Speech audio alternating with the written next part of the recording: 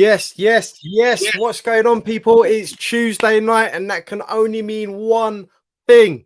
It's your boy, Ashmatic, bringing you the tactics and gossip. What's going on, boys? Yes, what I like to hear. That's Tuesday night vibes right there. No, we've got Ashmatic in the house. We've got Aaron in the house. We've got Phil Coy's in the house tonight. Come on. It's going to go off tonight, man. It's going to go off tonight. Guys, I just want to say a big shout out to everyone watching at the moment, everyone in the chat as well. It's going to be a live one. Ash has got some fantastic analysis coming your way tonight. And there's a few interesting players that we're going to be looking at. Let's just put it that way. Ash, take it away. What you got for us tonight? Loads of things, man. I just wanted to talk about the game a little bit, and then a few players that we're linked with as well. So it can go in any direction. The main thing is for me tonight, I just want from the panel. I want the panel to take over. I'll be honest with you. I want the panel to give me 100% truths. Not what the crowd want, not what you think they want. I just want your honest opinion. Like you're just talking to the man then, which you are. You get it?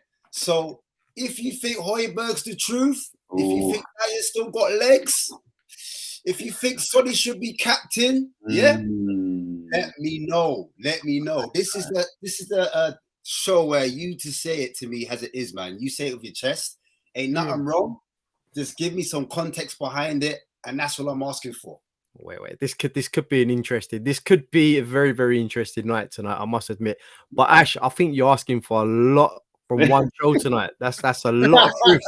That's a lot of truths in one show, brother. Yeah. You need to cut one at a time. I don't blame you. If it's too hot, get out of the kitchen. That's what I'm saying. Oh, yeah, I like that. I like that. That's a bit of fire there. A bit of fire. I like it. I like it. Look, let's welcome the guests to the show, man. Let's start with Phil Quays. Phil Quays, what's going on? Yes, what's going on, people? Good to welcome to the show. Thank you, man. Thank you for having me. I'm excited. Good to have you on. Good to have you on. You looking forward to it?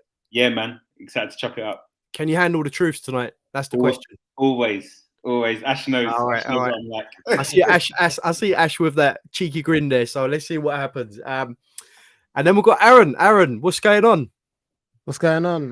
Not much, to be honest. I've literally been just all day on Twitter or X, whatever you call it, just scrolling all day like this, looking for something, and nothing's coming. Nothing's coming, bro. But you know how it is. You know how it is. Someone's gonna have to put that phone call into Mr. Levy at some point. You know, it's not on, man. Everyone's been scrolling through X for the last 2 weeks now. No one knows what's going on. Ash, you're the inside man. You need to step in and in it, man. You know, see what you can do with your contacts in THFC world. You know what I mean? So. Listen, big shout out to the chat again, everyone. If you haven't seen the show before, please do smash the like button. Please do subscribe to the channel if you're new here. Yeah, Ash, what do you think at the moment? I mean, look, we've got till next week. Transfer window shuts. Yeah, no one's coming in by the looks of it, but no one's going out as well. So it's like a deadlock. Yeah, it's 10 days left, and man, them are panicking. Can't lie, because a man like Kane left, and there's a void. It's a massive void. But I don't know. What is more important to you, man? Is it a centre forward? Is it a winger? Or is it a centre back? Because I'm looking at the front three, and no one ain't banging. So what do we do? Like, I just pass it on to the panel right now, and I'll just take a back step, and I'll interject every now and then. But let's start with Phil Coys. Yeah. What do you think is a priority? Is it a centre back you want to see in? Is it a centre forward to replace Kane? Or is it just that whole front three that just needs to come again? To be honest, I was thinking about it this week because I, at first, was like, we absolutely need to have a striker. And I still kind of stand on that hill a little bit. But there is something about the front three gelling. Whether we have time is another thing. I don't know if we've got time to wait for Richarlison to pick it up and kick on. But I actually would like to see a winger, personally.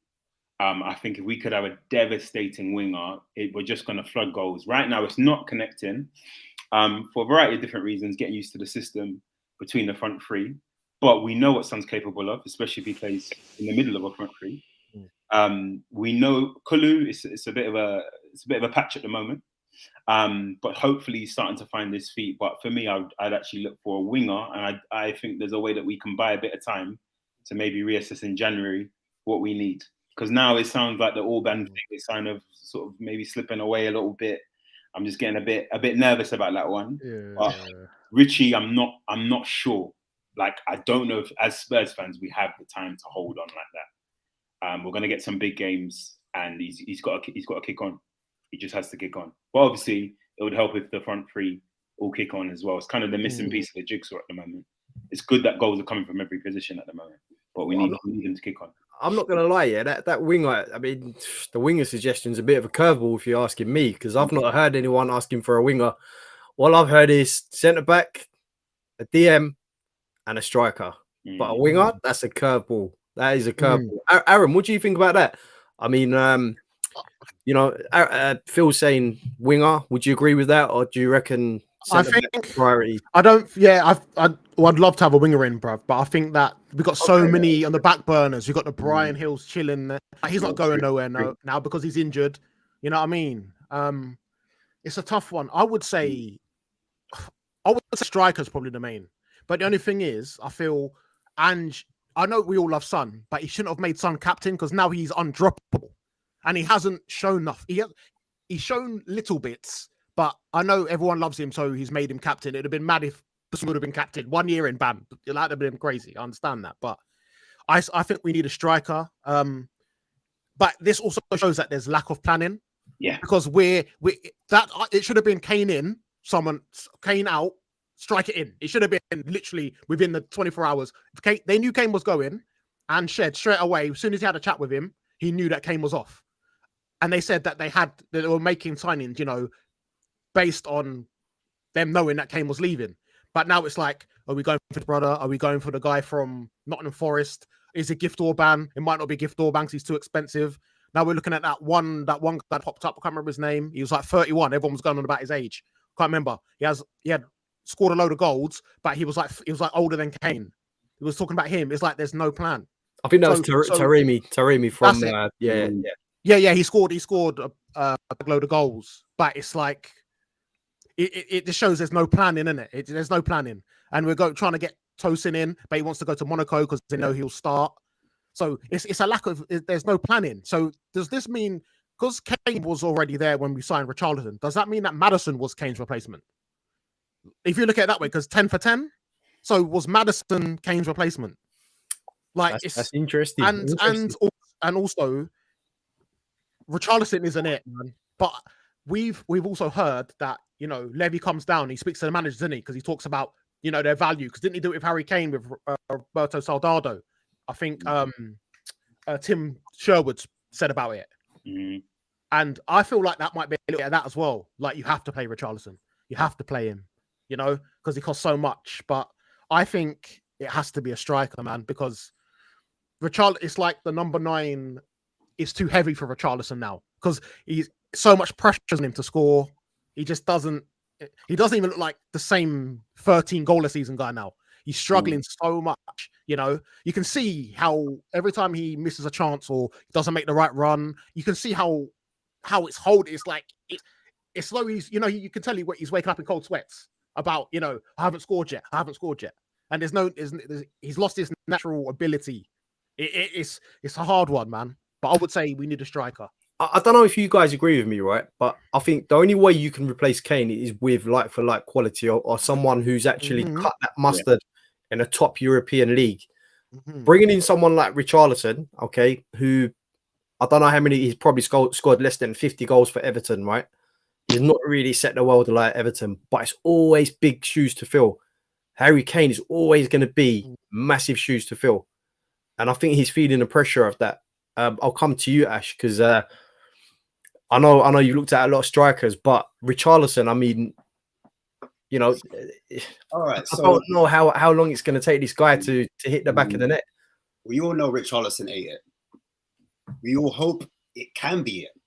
But right now, the math ain't mathing. That's all I'm going to say of Richarlison. Now, we're linked with 2 strikers. First striker is Gift Orban, and then the second striker is Jonathan David. Now, I've already done analysis on both of them, so I'm not going to bring them up today. But I just wanted to throw it back to the panel again. If you had a choice, and you've got a choice of Jonathan David, who's twice the money of Gift Orban, in 60 million euros, but is established in one of the major 5 leagues. Some might say, some might argue, some might say it's the Farmers League, but he's in the Champions League kind of team, you know, or Europa League team. He's done it at that level. So you've got Jonathan David that scored 24 plus goals for his team.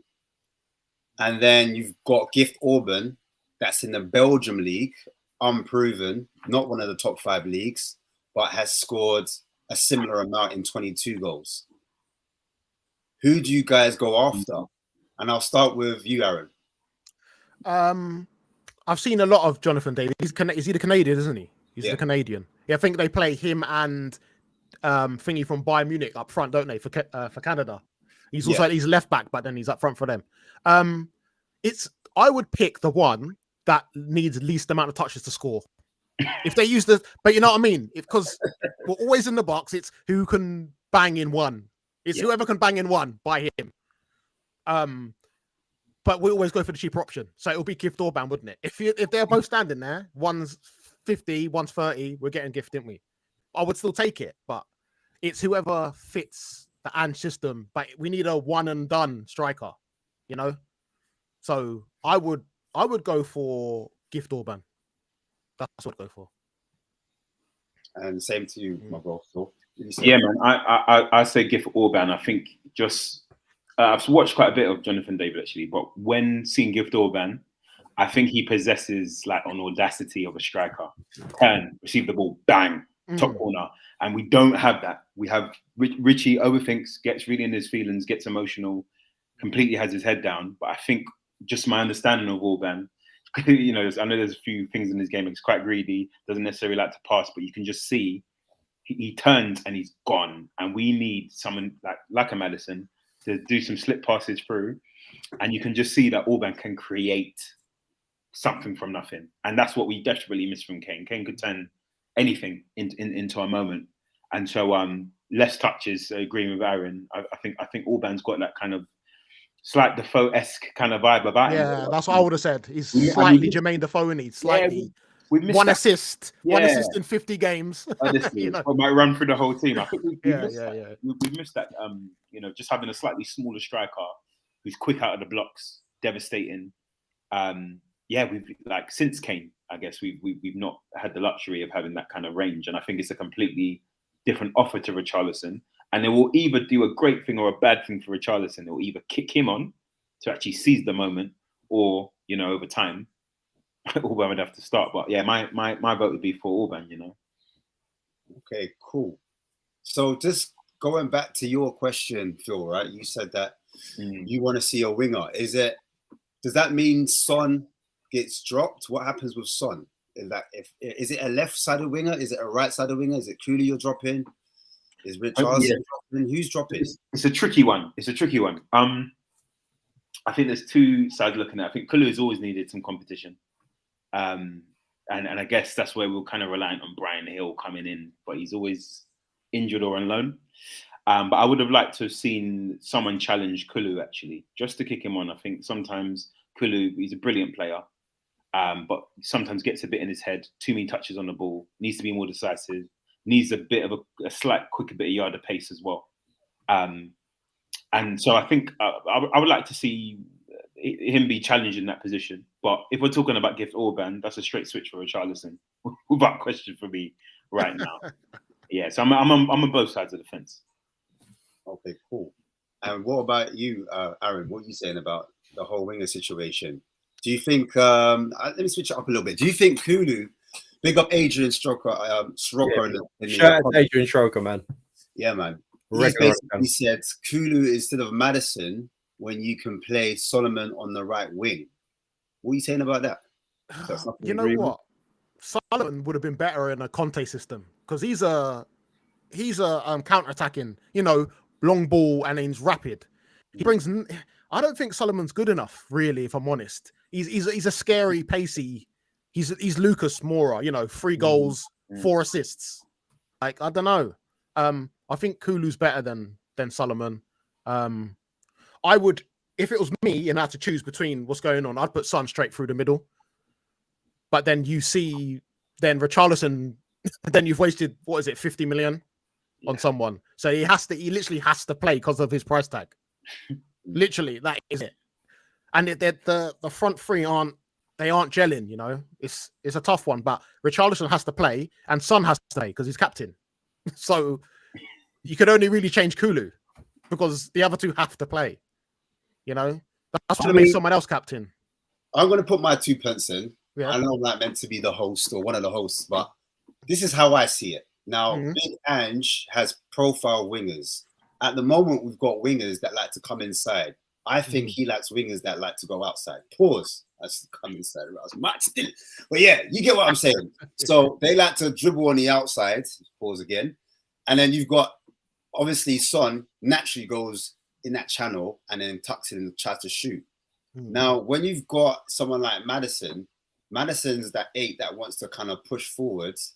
But also, what I have seen from Maddison is like he plays from deep and he creates from deep as well. So he's not always pushed up as high in that channel. And even when Sarr scored that goal, he was actually in Maddison's position. So it's all interchangeable. But let me not ramble. Let me go back to the point.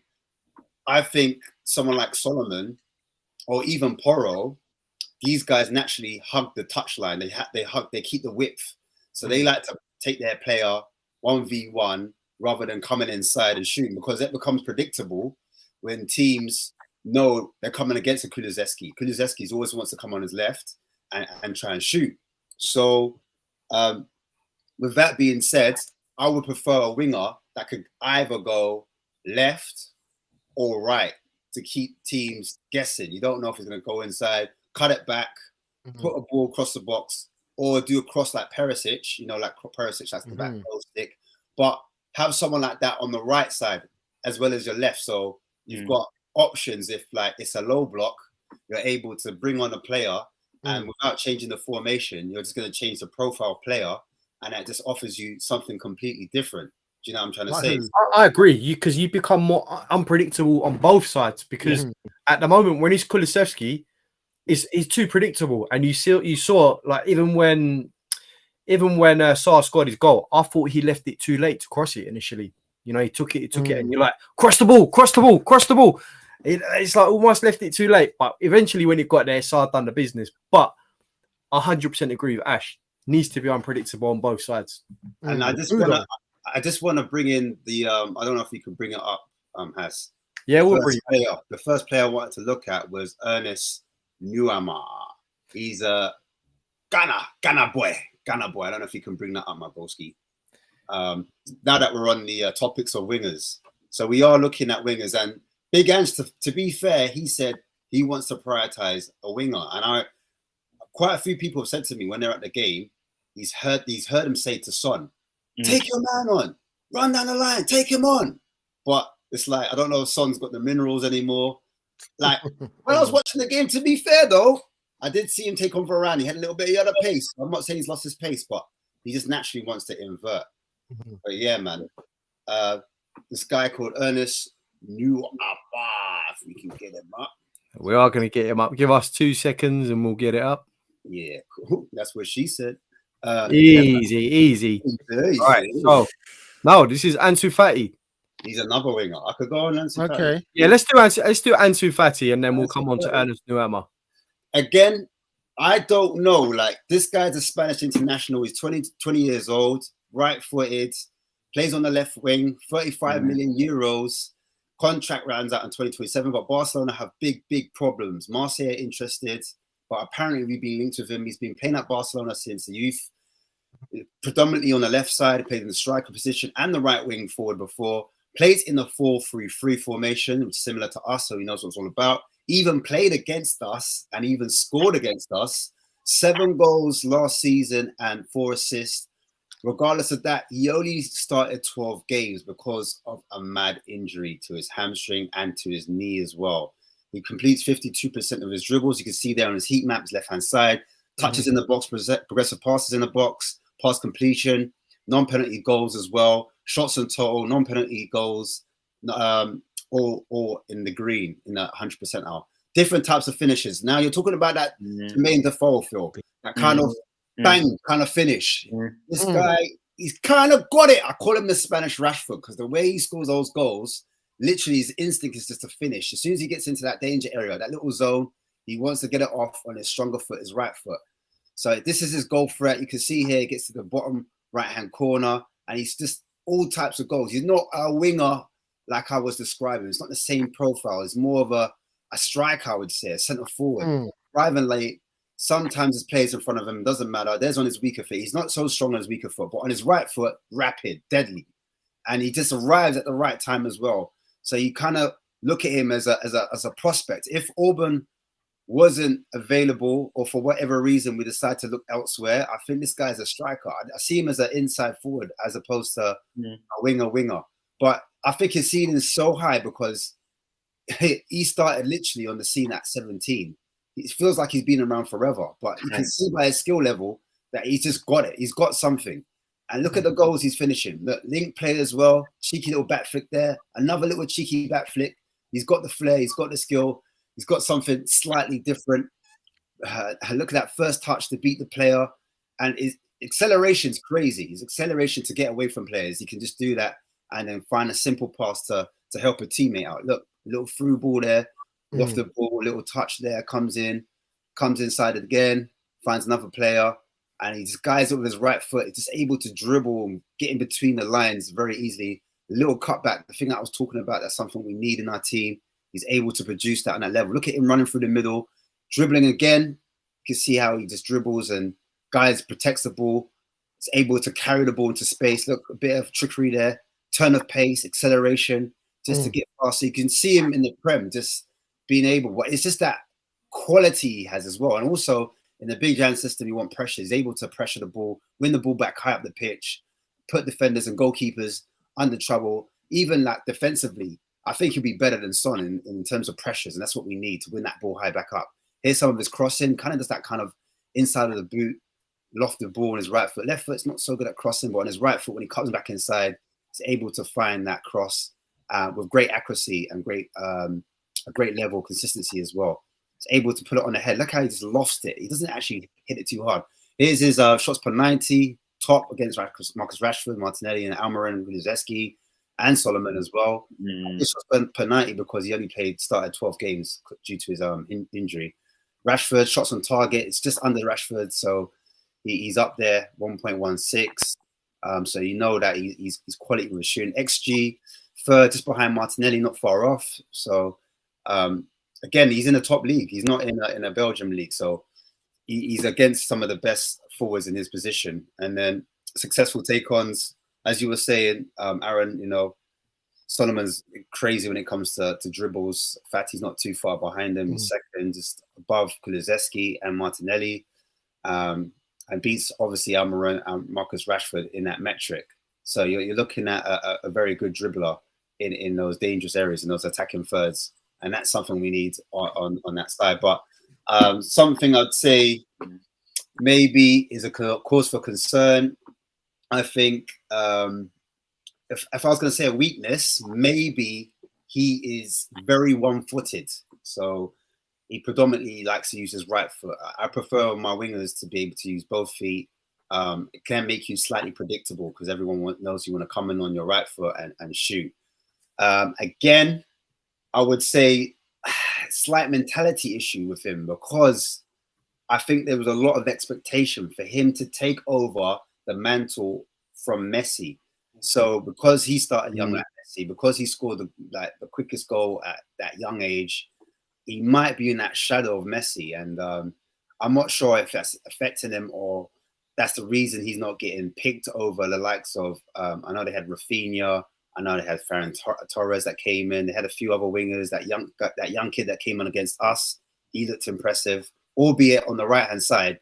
Nonetheless, I don't know if it's something that's holding him back.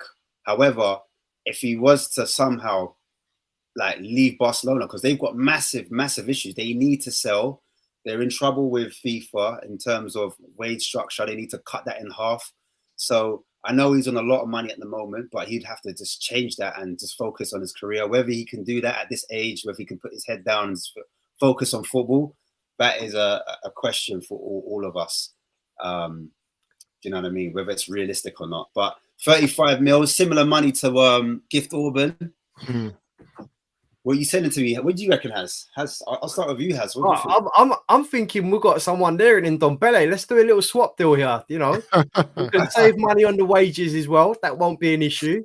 You know, he's off our books. Nah, that's never happening. I'm living in dream world. But yeah, look, I think he's a good player. I've watched his progress since he was a youngster, you know, 16, 17 years old. He's that good, you know, to be drafted into the Barcelona team from such a young age. It just shows the quality that you have to be able to get into that team.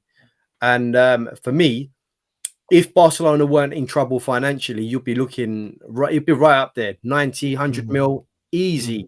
Look at Felix. Felix went to Atletico Madrid.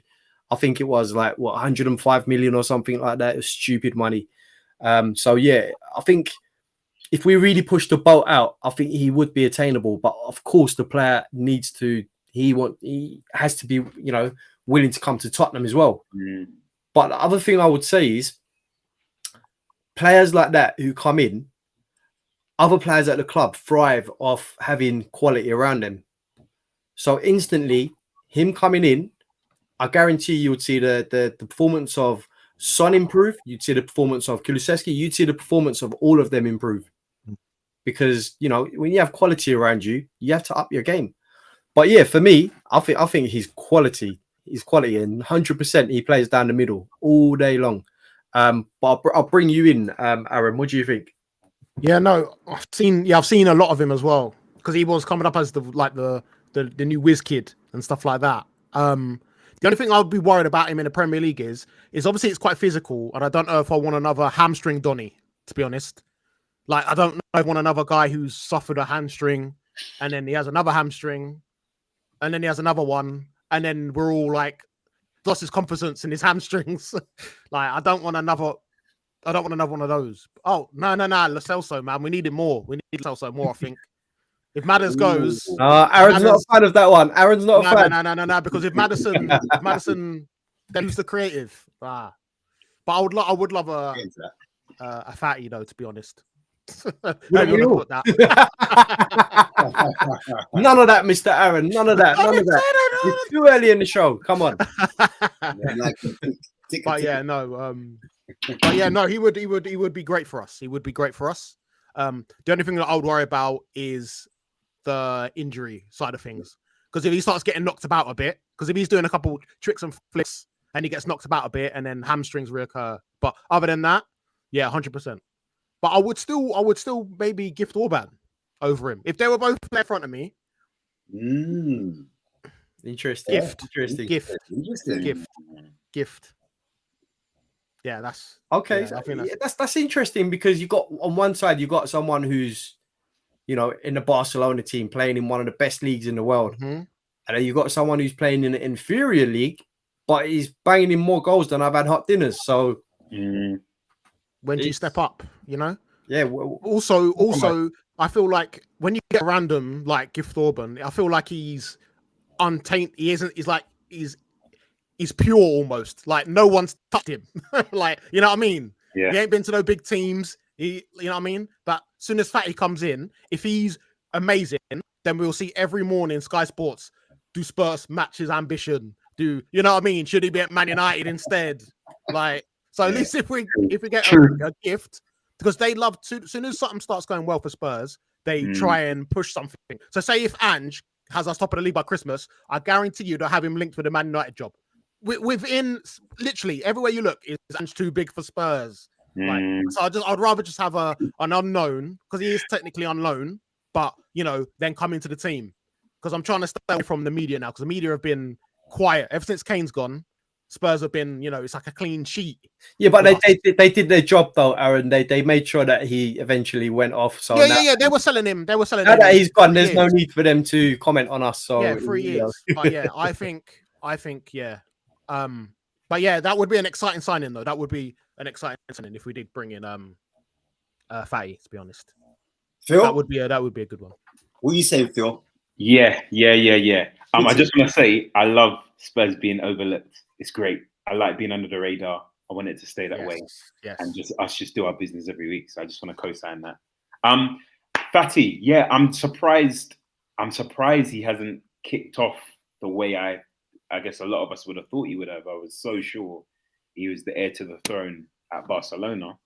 I've got the same concerns about injuries, but taking that away, immediately it would just be a complete upgrade in terms of technical ability. I'm loving the fact that now all of a sudden in this Ange team, we're starting to have a team that has techers, people that enjoy the ball, people that are taking less touches on the ball. I think he'd fit in really well, and I think he has that kind of venom that, you know, we weren't sort of lucky enough to get Diaz, and we ended up getting Kulu, which was good. But it's that kind of winger that I would love for us to have. Somebody who's so direct, somebody who can create chances, somebody who can take a chance. And I can't believe he's only 20. That's crazy. That's mad. He seems like he's had a long career, doesn't it, Phil? Honestly, it feels like he's been around for about 5 to 7 years. And I think in terms of part of the rebuild, we need to start thinking about the future. When Sonny, you know, I'd love for Sonny to stay here forever, but we need to start thinking about who takes over, you know, that role and position going forward. So 20 years old, I don't think you can go too wrong. I don't think it's the craziest gamble for 35 million. Hopefully just not a Usman Dembele situation where he's like injured every week. But yeah, I would love to have Fatty at the club, 100%. Ash, just a quick one on that. Phil mentioned 35 million. Obviously, you mentioned 35 as well. That's a great price. But surely you'd have other clubs, big clubs, circling around him at 35 million pounds. I mean, at the moment, we're trying to cut a deal for Orban, right? Supposedly, but at 30 million, we're sort of, do we do it? Do we pull the trigger? Yes, no. 35. What do you think? I personally think, like, it's not me that makes the rumors, by the way. Just let everyone else know. It's 100% you, man. Come on, be honest. No, I'm joking. The rumor comes out, I do the video and we discuss. It's that simple, innit? Like, I'm gonna start getting the journals names and the agents' names that are coming out with the links, just to put a bit more depth on the actual discussion. But we were linked with him twice. And someone actually brought it up on the watch along when I was doing that against Manchester United. They were like, yeah, can you talk about Fatty for me? So I'm just doing my service to the public. But yeah, facts, bro, facts. Loads of clubs would be flying around, but it gets to this stage of the window and deals get done. Like, things to start popping up from nowhere. True. And I think with the Orban deal, they're trying to push that to the end. So they think if we can kind of wait to the last few days, maybe they can haggle, or there can be some room to negotiate, because apparently Fulham have come in for him, but the player wants Spurs. He doesn't want Fulham. So that gives us the upper hands where we can kind of say, look, the player doesn't want to go. He wants to come us. He forces the move. That drives the price down, and we get Orban for a lower price, or the price that we think is acceptable. And I think that is the actual point where they're thinking, we're not going to do business yet, because what's the point? We might get him for cheaper. I think that's what's holding up the deal. And that's just the way Spurs have done business in the past, and how we carry on doing the business. Do you know what I mean? It's just, how a club roll, fam. You know how we say. So it kills us, though. It kills us every time. It kills us every time. Pedro Porro missed like 6 games just because we longed the whole thing out. I know. But stay with that Porro. He obviously played on Saturday. He had a big role. And now the whole debate, Gary Neville's put it up, like, can Porro play as an inverted fullback? Who do you guys think works in that system more? Is it Porro is an inverted fullback, or do you think Emerson Royal suits better in that inverted fullback position? And there's 2 elements to it, guys. Before you give me the context, I just want to hear either Porro or Emerson. You've got defensive aspect, and then you've got the actual attacking aspect. All 3 aspects. You've got the actual build aspect as well, because there's a transition, XYZ. You know where I'm going with it. So I'm just going to go around. I'm going to ask everyone what their opinion is. Like, just give me a name, and then we'll go around and we'll add some context to it. So I'll start with Aaron. Who would you go with? Porro. And Phil? Porro. It's unanimous. I'm going to Has. Porro. Porro. I think that's how you say it, right? Porro. Zorro. Give me some context, guys. Let me know. I'll start with you, Aaron. What's the reason for? And do you agree with Gary Neville? Gary Neville's a hater, man. I don't agree with nothing that guy has to say, man. When it comes to Man United, he shouldn't be he shouldn't be commentating on the games, man. That guy's a joker. But I think Porro, just with pace, because I knew Porro was quick, but I didn't think he was that quick. But then when I see some recovery pace from him, I'm like, okay, this guy's it. Yeah. And he's also way more technical than Emerson. But it's like the vibes are higher when Emerson's playing. It's like everyone seems to be a bit happier when Emerson's playing. You know what I mean? Everyone's high-fiving and everyone's waiting for the no look. It's like the vibe. It's like the vibes are just higher. It's like party when Emerson's on the pitch, bro. But to win the game, I'd say Porro all day. I'd say Porro's better than him in every way, other than when it comes to actual height. Like defending corners, Emerson's clear. But we've got, like, shout out to Sean. But if you listen to what he says when it comes to how short our team are, and everyone's short, literally everybody's short other than Van de Ven in our team. And I feel like Emerson helps in defending when it comes to, like, corners and set pieces. But when it actually comes to the position of invert and stuff, Porro all day long. I just think Porro's just superior.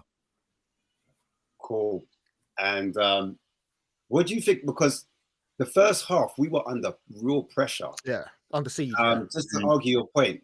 And some of those balls that came into Porro, instead of him doing like a simple bounce pass, taking a touch, and then, you know, maybe looking for Van der Ven, or, do you know what I mean, giving it back to the keeper, he's tried to turn on the ball and then he's lost it and he's put us under pressure in those first 5 or 10 minutes.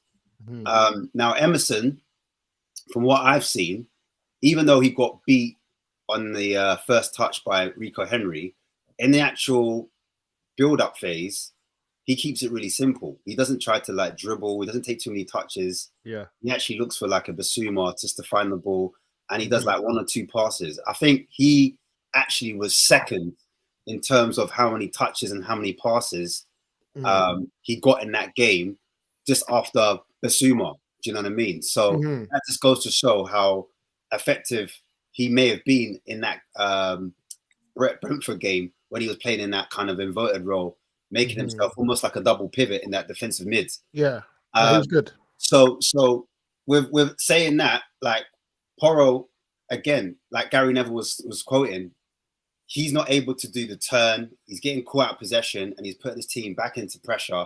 And for that first 5 or 10 minutes, we looked really nervy. What do you say about that as well, Phil? What are your thoughts on Porro, especially in that transition? Yeah, I think you know, I reflect on, if I could raise up Emerson. I remember there was a point in time when every time his name was on the squad sheet, it would cause absolute carnage.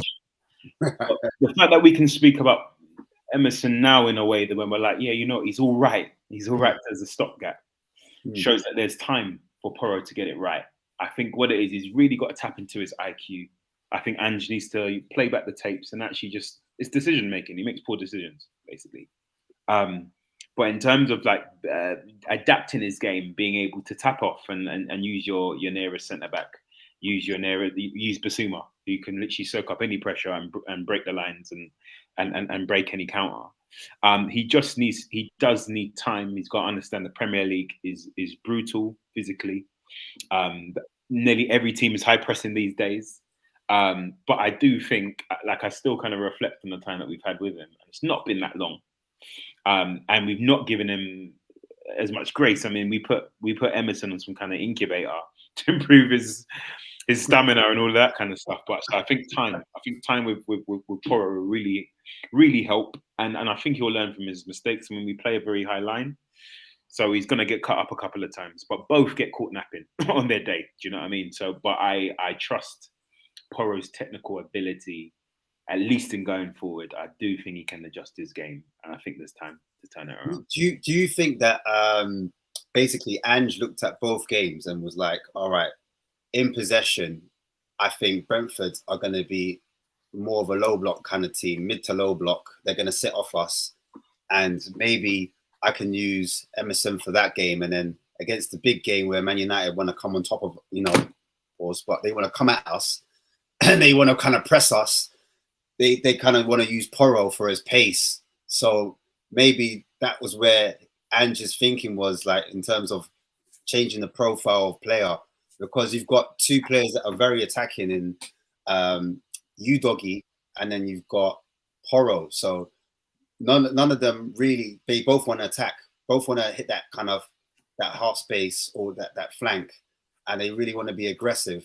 But you need someone to kind of sit, you know, alongside Basuma and be that inverted role. So maybe one of them pushes up and one sits with Basuma and vice versa. So they just take turns. So then, like, it's not all gun-ho. There's some type of method to the madness, and we're not getting exposed when we lose the ball, when we're trying to push up.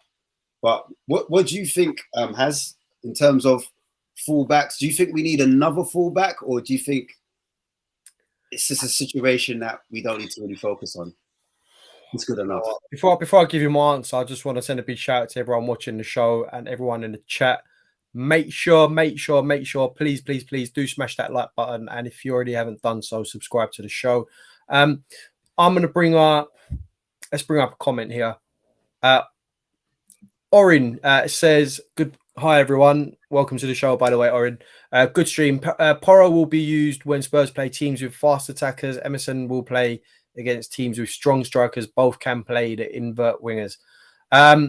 So the one thing I'm going to agree with Orin there is that both can play that role. but they've got different strengths. They've got different abilities in the sense that I think Porro is really technically, he's really good. I think technically he's the better footballer. He's got a lot of pace to burn. But then you look at someone like Royale and he's more physical. And I think when he links up in that midfield alongside whoever it is, alongside, Sarr, alongside Udoji, when they're coming inside, I think he's better than Porro in that sense because he's a bit stronger.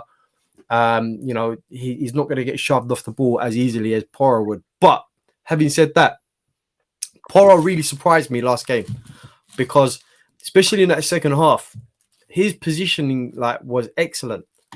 And I didn't think he had that in him. He knew where to be at the right time, especially against Marcus Rashford.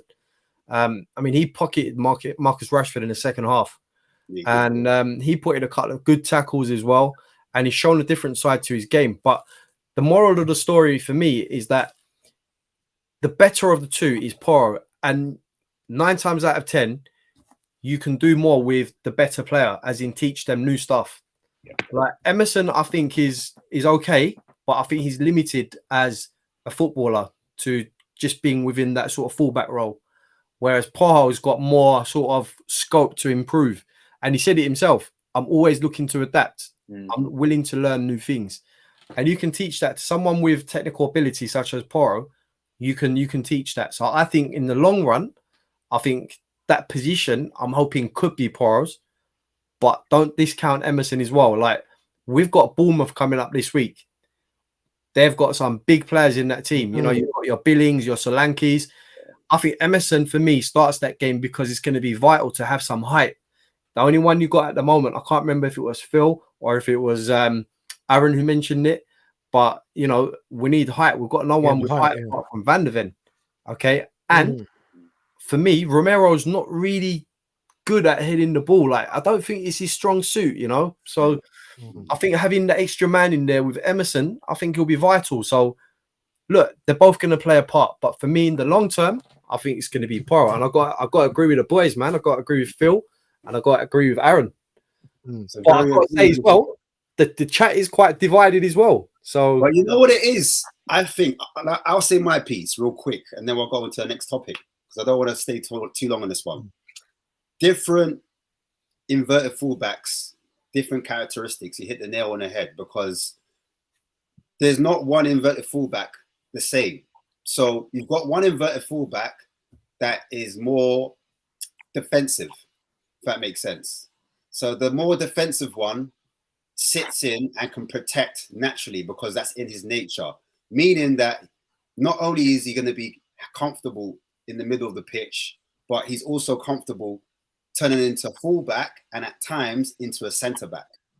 That for me is Emerson Royale. Royale is more suited defensively as a third centre back. So when Mickey Van der Ven and Romero need help, he can be the third centre back and he can drop in. And at times he can be DM, and at times he can be fullback. That's 3 different positions he can kind of fluidly, naturally mold into. And it shows on the heat map as well. When I checked out the heat map of Emerson Royale and I compared it to Porro, you can see Porro was a lot more attacking. He is more of a wing back, and he's now learning the defensive responsibilities of an inverted right back. You see it with different teams. I think an example would be Man City.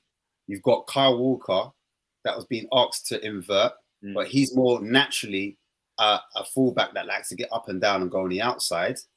Whereas Rico Lewis is more naturally gifted inside of the middle of the park, and he's more comfortable in that area. He's able to tuck in. And that's the reason why you saw Rico Lewis come in for some games and he was playing that kind of Stones role, where Stones was also told to invert and play the double pivot. Do you see what I'm trying to say? So I think it's different strokes for different folks, even down to Arsenal. When you look at Zinchenko, he's slightly different to Bayern Munich. I think Bayern Munich, I'm trying to remember who they had. Was it Philip Lahm? I can't remember who used to invert for Bayern Munich. Or if it was Götze. I can't remember. That's Bichon Lizarazu as well. That's going way back, but Lizarazu was for France. Yeah. old school, them man there. So you've got different type of fullbacks that can do different things. And yeah, some fullbacks are really good at controlling. Like Zinchenko's good at controlling. He's like, he comes in that midfield and he can dictate. Do you know what I'm trying to say? We haven't really got that. But with Udogie, he's got that kind of the attributes of an attacking fullback that likes to come inside, that can even dribble inside as well. That's one thing I didn't see with Porro, like driving up the midfield. Like he was more on a touchline, on that kind of hugging that width. He was able to help Kulu because Kulu was now isolated 1v1 with his defender. And that's how that goal got created, because all of a sudden, Porro decided to get high and wide and the distances became greater. And therefore, the defenders had to think, oh, where should I go? Oh, I need to mark Porro. Oh, that means that man has to go to Kulu. Do you know what I'm saying? Both of them went wide and there was just a whole heap of space for Kulusevski to attack. And then before you know it, we score. So having Porro in that position was really vital, because he was the one that won the ball in the first place, then passed it to Richarlison, who passed it to Basuma, then passed it back to Porro, who passed it to Kulu, who was in space, and then cut it back, deflected, and then Papa Sarr scored that boy goal. So yeah, man, I was so gassed when he scored that. Yeah, we know. I just want to change the debate real quick, because you both kind of touched on it, and it was, I don't know if I should do it yet. I'm gonna go for the Lo Celso situation, because there's been a quote that's come out from journalists, and it said that it was a Spanish journalist, in fact, and said that, you know, I'll find the quote. Lo Celso. Did I comment on it?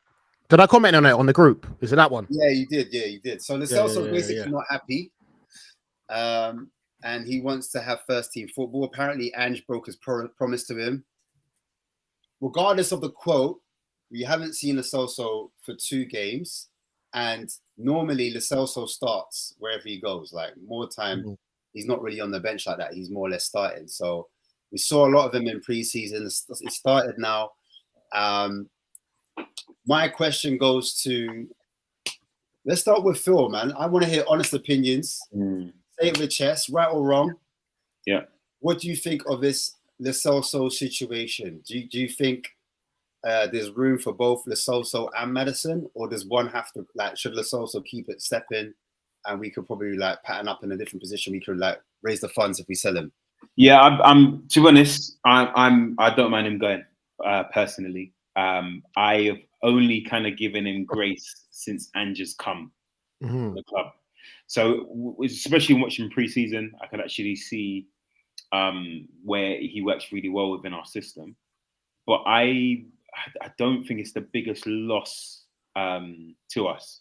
I think if we're not going to replace that position, though, then maybe he might be more useful. But I think, like, thinking about this whole broken promise thing, if it's true, then let him find his way. Like, he'll work his way into, you know, any Spanish team in the top 8.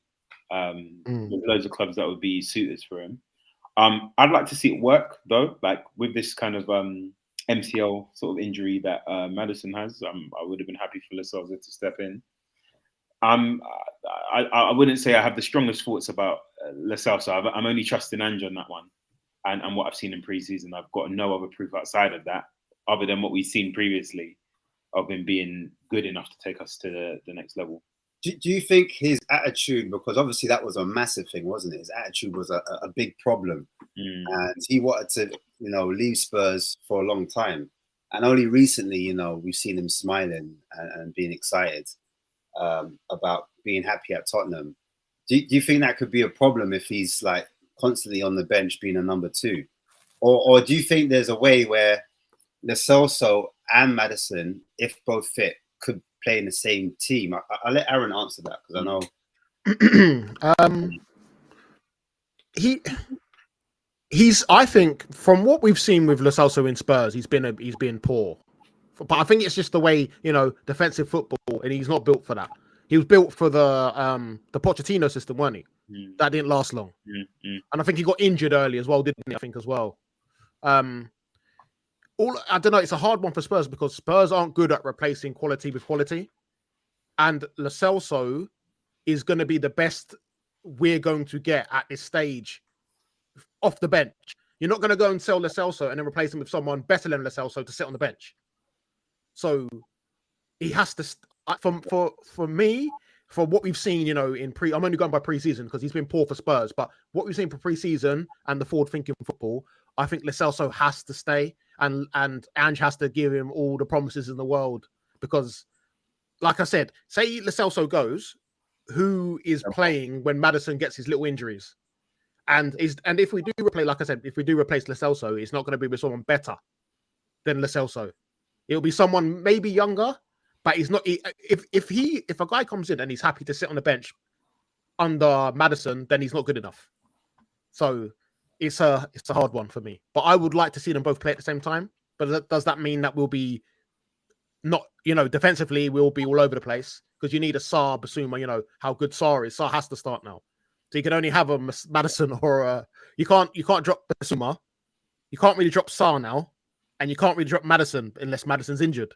So I don't know what type of attitude we're going to get from Lo Celso, knowing that he could ball out and score 5. But as soon as Maddison's back, he's back on the bench again. So yeah, it's a tough one. I would personally, though, I would keep him because we're not going to get anyone better.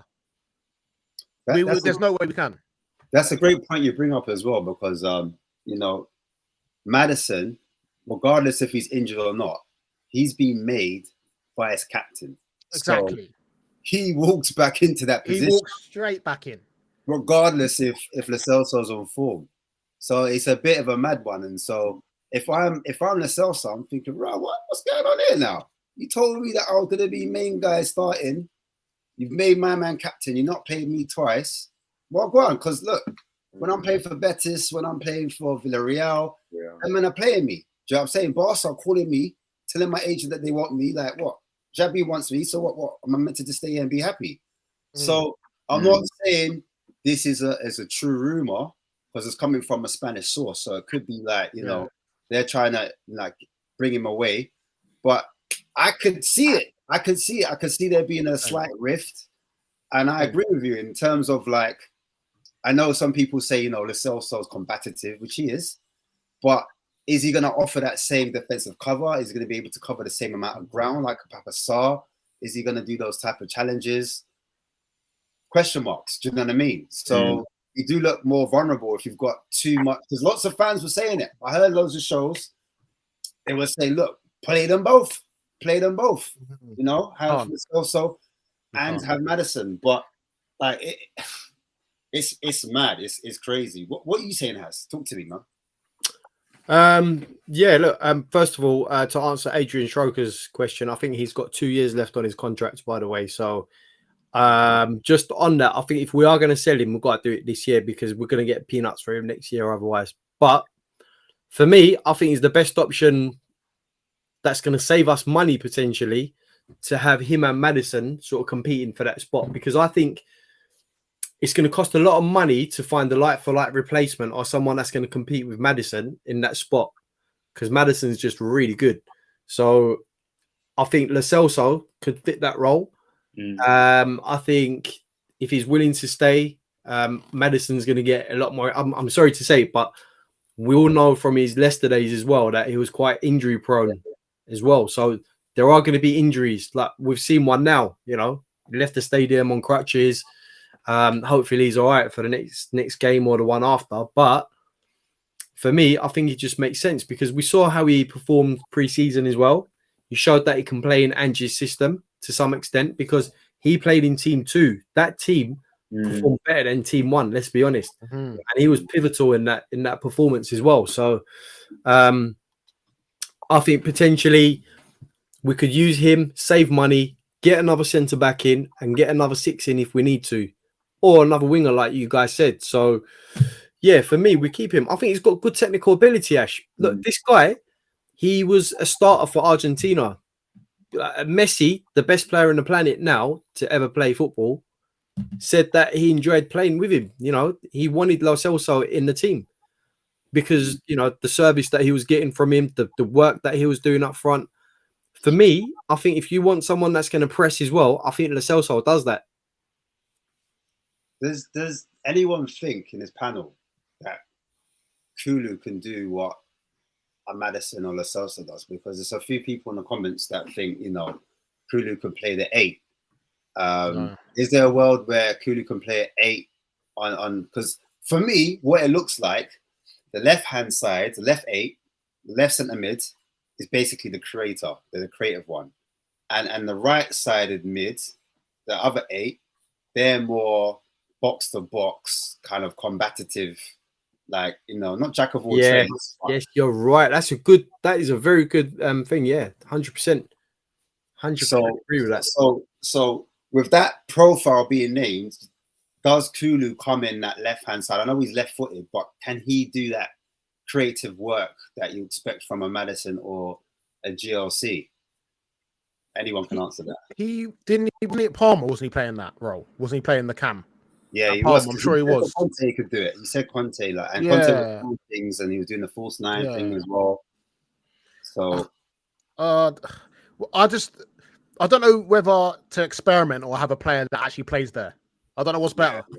Yeah. It's but like I watched a few games where he was playing there at Palmer and he looked quite good as well. But he has no long range passing in him at all. I know Ange's system isn't about that, but he has the cute 5-yard passes in him. But he can't spray it left or right. Yeah. Like what Maddison can do, because obviously if we're bringing the wingers in, you need someone who can spray in it, and he can't spray. Yeah. But he's good at he's almost like a centre forward almost. Like like Dele Alli. I think he needs space in front of him, Aaron. I think he needs space to run, and I don't think he'll get that space in. If he was to play the 8 role, I don't think he'll have that space to operate. That's the problem for me. And I think he, he's better suited to running into space. We saw that last week when he ran the ball down to the byline. But I think to do what Maddison does and Bissouma does to an extent, where they can play those little dainty little balls, the little curved short passes and all that stuff. I don't think that's what his game is about. I think, like I said, just running into space. He likes space, this guy. But wait, just to add another spanner in there, yeah. And I want to see where you guys are at with this, because this is a hot topic, and the comments are about to go mad, about to go crazy on this one. So you've got GLC, right? He leaves for whatever reason. He said, "I'm not happy. I'm cutting." Boom, he's gone now. Højbjerg, want to go, innit? Højbjerg want to go as well. Yeah. Ndombele is kicking up. I ain't going Turkey. I ain't going Nottingham Forest. I ain't going nowhere. Yeah, I ain't fucking going nowhere. That's what he's basically saying. He's staying. He seems like he's happy. He's loving the massages. He's loving North London. He don't want to leave. Yeah. Obviously, them men have got their little get out places. They've got their little Atletico Madrid, Villarreal, Real Betis, whatnot. Yeah. So, what are we saying? Is it Højbjerg? Would you want to keep him? Yeah, Hollywood Højbjerg. Hollywood Højbjerg. I like that. I like the Hollywood Højbjerg too. Yeah, we've got to go with that. Holly Højbjerg. Would you want to keep him, or do you keep the bad boy baller that's caused the rift in the whole Tottenham community, Ndombele? What are we doing now that Lo Celso's cut? Do you keep? Okay. Do you keep him? I am the biggest Ndombele fan. I'm the biggest Ndombele fan. I want this guy on the pitch all the time, bro. I can't lie to you. I want him there, bro. I want him there. I just want to see one moment of him making someone look stupid, and that's me done. I'll turn the telly off after that. You know what I mean? I love Ndombele, bro. I can't lie. I love Ndombele, man. I see him as one of my brothers. I'm defending him for my life on Twitter, bro. I'm defending. Nice, Tucky. He's unbelievable. Some of the stuff this brother can do is unbelievable, but he struggles to walk down he struggles to walk up the bro. When I see there's a video that Chris Colin put up, where you see all the players walking down the tunnel at the end, high-fiving all the fans and all of that. The brother was struggling to walk down there, bro. I was still fighting for my life on Twitter, bro. I was like, no, it's because he's tired, man. It's like, but this guy, this guy is my hero, man. This guy. You know what? He has to be the most frustrating player of all time you've ever had, or in most, no, to be honest, we've had Lamella and like that, but Ndombele is so frustrating because you see the clips at Lyon, you see the clips in training, and he's spinning everyone. Gareth Bale saying he's one of the best players. Ronaldinho. Yeah, do you know what I mean? Like, but the thing for me, if Ange is not giving you a chance, who I trust gives everyone the opportunity, then for me, I'm at my wit's end with Ndombele. If Ange ain't on it, I really trusted that he would give everyone a reboot, and for whatever reason, it sounds that Ndombele is not up for the task. I'm not, on the flip side, I'm not Højbjerg's biggest fan, but I can appreciate what he does well. Like even coming on against United, just shoring up, the defense. If it's requiring anything more than that, I'm not interested with Højbjerg either. But I think it's tricky. Guys, what do you think about this? The Paul apparently staying at Atletico. If he stays at Atletico, do we think there's a chance that Højbjerg goes? Because obviously, I think him moving was dependent on the Paul going to Saudi Arabia. So, what do we think of that? Obviously, it's a rumor at the moment. But... I think we need to keep Højbjerg because he's always available, and he is low key a clutch player. If you look at some of the goals he scored for us, he's literally a clutch player. Like, against Chelsea in the Champions League, like he's actually a clutch player. He's stiffed. He's stiff as anything. Like he looks like he plays with jeans on. He's like proper stiff. But he's always available. Like he's always available, man. Like all our tech players always injured. So you need a Højbjerg, even though he's stiff. He is stiff. So wait, okay. Aaron, you state your case why you want Højbjerg. Go on. This is your time, brother. Go on. Oh Lord. Okay. The reason I want Højbjerg. This is your time. The reason I want Højbjerg to stay. Why does he stay? Okay. The reason why he stays is because the best ability is availability. He's always available. He also Viking. He's never injured, really, is he? Ever? He has clutch moments. There's also really poor moments from him, but he has a lot of clutch in him. And I think he's the Henderson of Spurs. Boom. Everyone else is better around him. There we go. There you go. Phil, who you got? Dave's gonna kill me. I'm gonna go. This is your time. This is your time. I'm sorry. I can't tell you the last time Ndombele's played in a game for Spurs. I don't remember. If Ange don't trust him, forget it. Basically, though Højbjerg's a stick man, at least he'll give you the games. Sorry. Boom. There we go. There we go, people. You've heard it here first. You've heard it here first. Ash, I'll bring you back in, mate. Go on. Yeah. No, I just wanted to because it's a hard one, isn't it? Because they're two different players, so to compare them is just nonsense. Because one of them's more of an attacking mid, I think. That we bought him. You know what's mad? We actually bought him as a DM, but like, yeah, he just ain't got that the mobility, the legs. But at the same time, it's like he's more of that kind of that creative player, that kind of guy that does something mad. Whereas Højbjerg, no, bro, listen. The human crab. Jordan, like literally, I got so frustrated on a watch along when he could have got into the box and taken a shot, but he just decided not to run forward. There was one time he actually beat a man. I was like, oh my goodness, Højbjerg beat a man, oh god, mad. And then he went backwards on himself and he passed it backwards. I said, are you all right, bro? This man sniffing. I don't know, bro. Andrew don't have it. Okay. Here's the kicker, though. Imagine you bring in Lukaku as well. Yeah. Oh, stiffest Donny. Stiffest Donny's in the game. It's game over. I had to put my foot down. I said, no Lukaku tonight. Oh, that is the stiffest striker in history. He plays with Timberlands on this, brother, man. I swear, he's too stiff, bro. He's so stiff. And the thing is, the Everton Lukaku was serious, bro. Everton Lukaku, West Brom Lukaku was serious as well. Wow.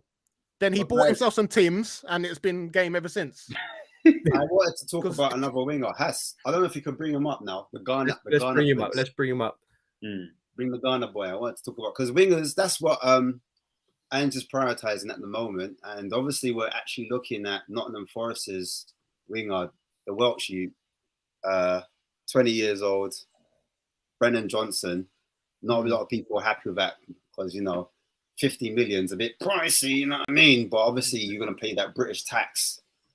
But we've also been linked to this brother, Ghanaian international, 19 years old, left-footed, forward, left winger, shall I say. He's 19, born in 2003. Current value is 6 million. Contract runs out in 2026.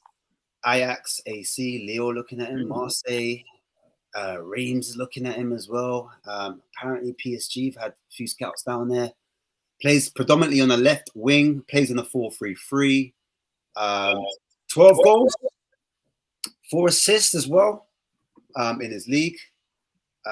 88% passes in his own half, 79% in the opposition's half. There's this heat map. You can see both wings, he's all over the pitch, man. Left wing, right wing, centrally.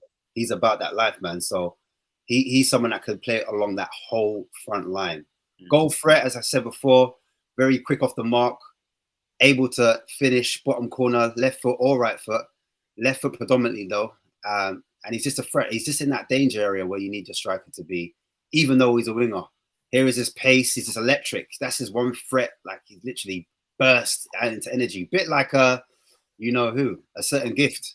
But yeah, he scores that goal in the box. Good header, good first touch as well. His first touch is excellent. Here's some of his crosses, able to get it into the box. Takes it out, get to that byline. And we need someone with just raw pace that's able just to put the ball into the 6-yard box. So hopefully Richie can just tap it in, you know what I mean? If Richie is playing or whoever is playing. Link play, a little bit of link play here. He's able to find his players as well. He's not just able to dribble, was able to do it quickly and find the right pass as well. That should be ending up in a chance, ending up in a goal. He's able to dribble and then find a player, win a penalty there. Good first touch again into space, able to carry the ball, take it away from players. Here's his dribbling again. That acceleration of pace, that burst of pace, he's able to push it away. Especially in that middle area as well, not just wide. You can actually get in that middle area and just cause havoc. A bit like Ganota that I was talking about from Leeds last week. He's able to do that. Change his body, change his direction, and he can do left foot, right foot, and is able to get in that tight space, those tight areas, and just wriggle away from players. And literally on the half turn, accelerate speed, create counterattacks, just create menace and just unsettle settled teams. If it's a low back, he's able to beat them 1v1. Look at that little skill he's able to do, little drag backs. First time touch around the corner. 3 players are trying to get him. He still gets his way out. He's still able to wriggle his way. And again, he's just constantly a threat, constantly coming at players. And again, comes inside. It doesn't matter if he's shown outside or inside, he's able to do it because of his first touch. He's so deadly. This is a player at that value, 6 million. It's almost like, get him in. Why not? Get him and gift. Because you're going to be spending under 40 million. He's got a long ball in him as well. He's able to find that switcher play that Haas was talking about, or Aaron was talking about, just a switcher play, able to mix it up, open teams up that way as well. So there's a reason why so many clubs are looking at him, and we were linked with him last week, and that's the reason why I decided to look at him rather than Lukaku. But yeah, I digress. But yeah, guys, so wingers, I think Ange, as I said before, is looking at wingers. Would you take this guy? Do you think? I know he's coming from a lower league. He's not coming from the top 5 leagues. Would you guys give him a chance? You think we should take a punt on this on another player? It's a hard one because didn't NG look like this before we bought him as well? Nkudu. Because they all look rapid and then they come and then it's a different story. Would you be happy selling Harry Kane for 100 million, but then just bringing in a £6 million striker? No, but I'm just asking because. No, but I'm just saying because. Look, for me, let me ask you quickly. I'll let you get back. Yeah, for me, if we're doing the data analysis led, I just trust in it. If that's where the scouts have gone and it's the data's led us this way and they've looked at him and they said, bro, Ange wants a man that can beat a man on the outside or the inside because man, them are jizzing over Matoma, don't get twisted. Oh, yeah, Matoma. But guess what? Matoma was from the J League. So if we were doing J League now and I was looking at Matoma, we'll be turning up our nose again. What do you want? Matoma, that's 10 or a Jota. What do you want? A Jota, that's 12. Do you know what I'm trying to say? Factual, so if we're going down that route, Like, man, them can't start all of a sudden complaining that raw. We're finding gems before they come to gems. It's like Jonathan David, right? He's like 60 mil. But guess what? He came from the same place as Gift Auburn. The same place, Genk, right? And how much did Leo buy him for? 10 to 15 million euros. All right. So it's high risk, high reward. It can either pay off or it can flop. But you can't be looking at Brighton thinking, oh, look at Brighton, look at Brighton. Now, look, that's just my caveat. But I hear you, my brother. I hear you. It's a risk. And Spurs have even come out and said, right, with Auburn, we're not sure. It's a risk. Yeah. So it works both ways. It works both ways. I hear that. Carry on. Sorry, carry on. No, and just quickly, guys, I'm gonna bring something up very quickly now, just to break some hearts here. But this is the latest from Fabrizio Romano. According to Fabrizio Romano, Ernest Nuama has completed medical test at Olympique Lyon. 25 million euro fixed fee plus £5 million add-on loan with obligation to buy a deal contract until 2028. So, yeah, what do we make of that one, guys? Yeah, waiting game. Sell before you buy, apparently. So lastminute.com. Wait, yeah. Big up the chat, by the way, who got that information. You guys in the chat are really quick, honestly. Big yourselves up, guys, honestly. We're all scouts out here. Too good. You lot are great. By the way, smash the like button as well if you like what you see. And of course, don't forget to subscribe to the channel because you get to see more of Ash and fantastic guests like Aaron and Phil. Okay, right. Sorry, Phil. As you were, my brother. Go on. Yeah, I guess to be honest, now he's gone now. But I guess this is an example of what happens when you're. I mean, there's this whole thing with us needing to sell. Doesn't seem like any players are getting closer to the door. Now that Atletico have made their signing, does that mean Højbjerg is now going to stay? Very frustrating. It feels like we're one of the only teams that really struggles to get rid of our players. But I have a feeling the last couple of days of the window, that's when a few loan deals might try and come out to try and prize some players away. That dreaded L word, Phil. That dreaded L word. It's jarring because they don't want to pay the wages. Some of the wages are quite high for some of the clubs, But I think this is an example. Do you know what I mean? You snooze, you lose, and actually, I think we've got to be very careful with the Orban situation. It's obviously caught fire. Especially now that teams are using like a data and an analytical way of looking at players. It's great that we're in that though. Like it's great to be linked to these players of such great technical ability, but we're a part of the wider circuit of other teams that are doing the exact same thing. We're tapping up the players, not having any faff with wages, not having a faff with price, just paying the money and getting it done. So I think we've got to be really, really careful in these next 10 days because we could miss out on some targets. Has how much did he go for in the end? How much was it? 25 million euros plus 5 in add-ons. So if we're talking about pounds, that's about 24 million pounds. Cool. Like, just to move away from that disappointment. Never disappointment. Like Aaron said.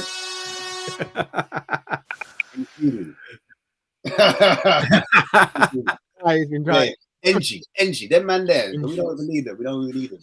But it looks like it's Brennan Johnson, isn't it? But yeah, anyway. So I haven't heard a lot of talk about the brother called Long Gap. Oh, he's coming. You're gonna make me bring a Longley. All right, I'll do it. He's coming. He's coming. Hey, so look, do you think we need a backup right centre back more or a backup left sided centre back more? Right side. Right sided. Yeah. Anyone else? Anyone disagree? Left sided? Because I'm saying, go on. I was going to say left because I think on the right we're okay, but on the left the dodgy is fire. But if something was to happen to him, realistically, who have we got on the left? Davis. Ben. Exactly my point. Left side. And as in the wise words of someone once said, pass the duchy, to the left-hand side. Yes. We're passing it to the left-hand side. 100% the left for me. Cool, man. I still think we need both sides. Yeah, I same. would prefer. I'm not gonna lie to you. I would have loved another 2 centre backs, but realistically, I don't think that's gonna happen. I mean, we've been linked with Per Shaw from Torino. Someone mentioned it in the comments as well. I did analysis on him about 2 or 3 weeks ago, and or was it 4 weeks? But yeah. Anyway, apparently, there's caused concern for his pace. He's a right-sided centre back of a 3 in Torino, but some people are a bit concerned of his pace. But then I look at Romero, he hasn't got that much pace, so I'm not too concerned if like at least one of my centre backs can recover. You know, Van der Ven, you know, if he's there. But if Van der Ven gets injured, then like you guys said, we're back to square one. We've got Ben Davies. What do we do? So I've actually looked at another centre back. I don't know if Has can bring him up, and it's another centre back we've been linked with. And guys, in the comments, you can tell me if he's gone, if he's been scouted somewhere else, or if he's been linked with somewhere else. Do you know what I mean? But yeah, let's bring him up. His name is Monster Talibi. Tunisian international, sorry. Plays in the French league for Royan. He's 25 years old. He is a centre back. Transfer market values him at 8 million as well. He also, his contract expires in 2025, so that's in 2 years. He can play either the left-sided centre back or the right-sided centre back. He actually plays in the 3-4-2-1, but for Tunisia in the World Cup, he played both on the left-hand side and the right-hand side in the back 4. Passing accuracy, 89%, 93% in his own half, 72% in the opposition's half. Long ball, 37%. Chip passes, 47%. Accurate crosses, 50%. Successful dribbles, 64%. Total duels won, 67%. Aerial duels won, 65%. And ground duels won, 69%. So quite impressive on the defensive stats. His heat map is shown there for his team, and he plays a 3-4-2-1. Obviously, he's the central centre back, but he predominantly plays on the left-hand side, as the heat map clearly shows. Here's his FB ref. It's got really high assists, pass completions in the green as well. Blocks, clearances, and aerial 1. He's in that top, that minimum 70 percentile in the top 5 leagues across Europe.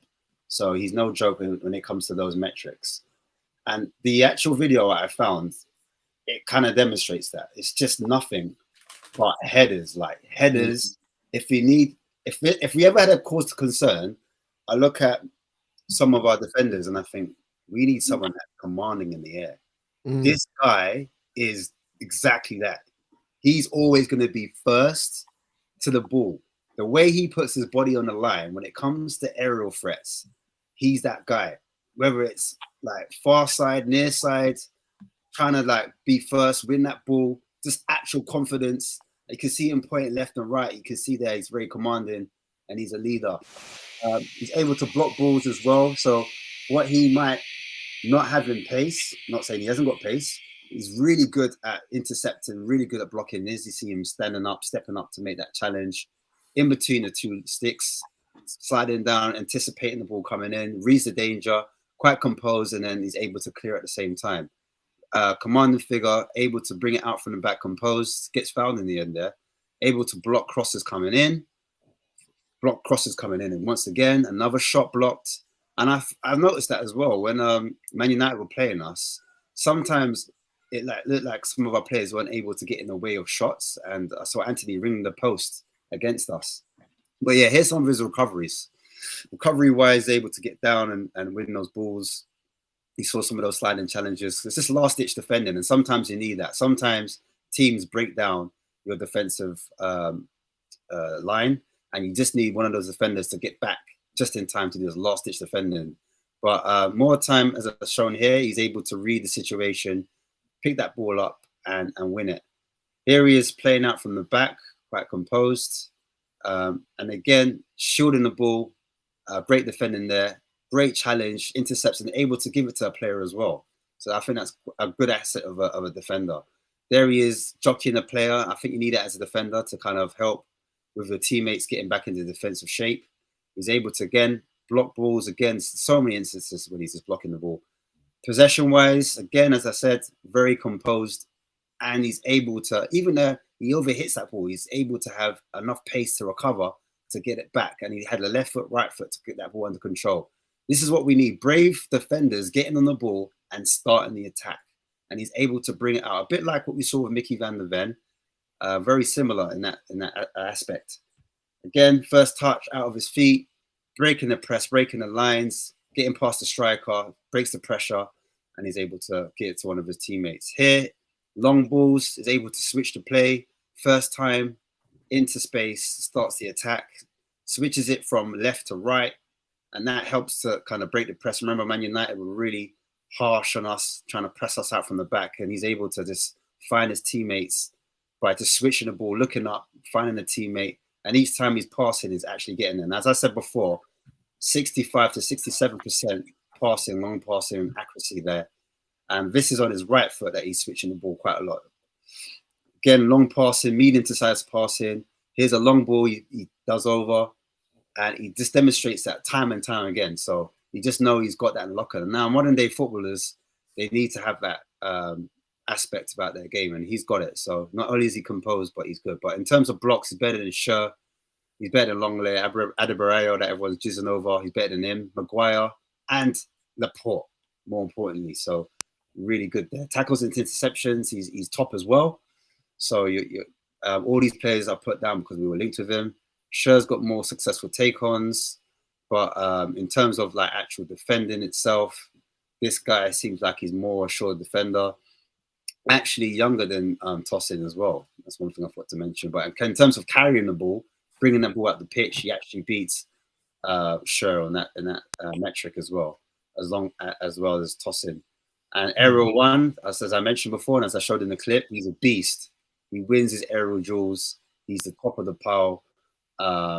He actually attempts more, even though Tosin had a higher percentage. His actual attempts, he does it more.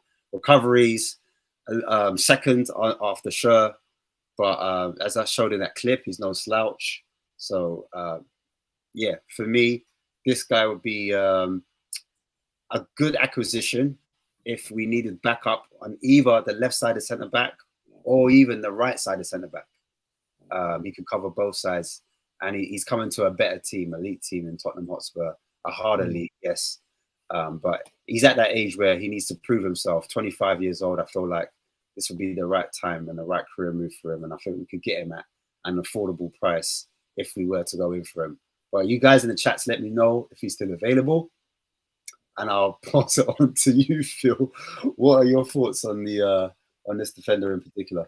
Cheers, man. I'll have to run in a bit soon, guys, but I just thought I'd leave some thoughts, so thanks for passing on.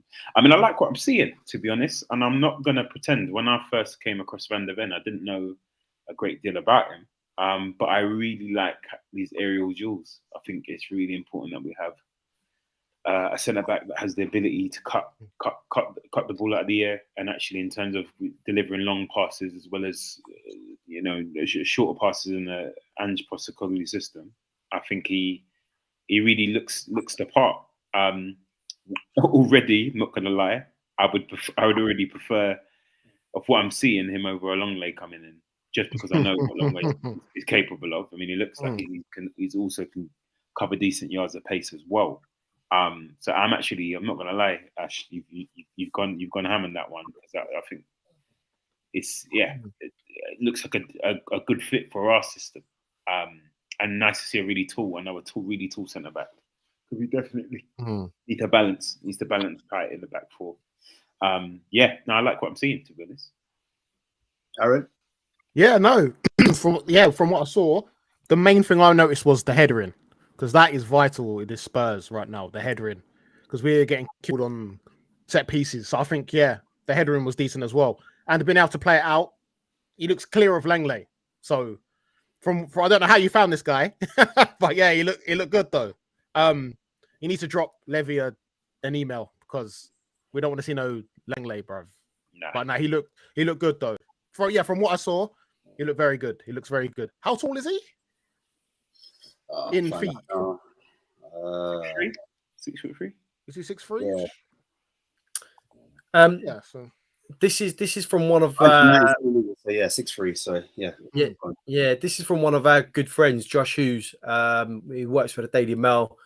He reports that THFC do hold an interest in Lorient defender Talby. He would be available between 17 to 21 million pounds. He's 6'3", quick, dominant in the air. I think this guy, for me, it's a no-brainer at that price. Come on. 70 to 21 million. Is that euros or pounds? Pounds. Yeah, that's 70 to 21 million pounds. Yeah. Calm. Let's get it done. yeah. Yeah. I mean, everyone was crying about Tosin, but Tosin wants Monaco. So how about that? Yeah. Yeah. It's because he wants to start, but yeah, like I said, would this guy be okay to come and just chill on the bench?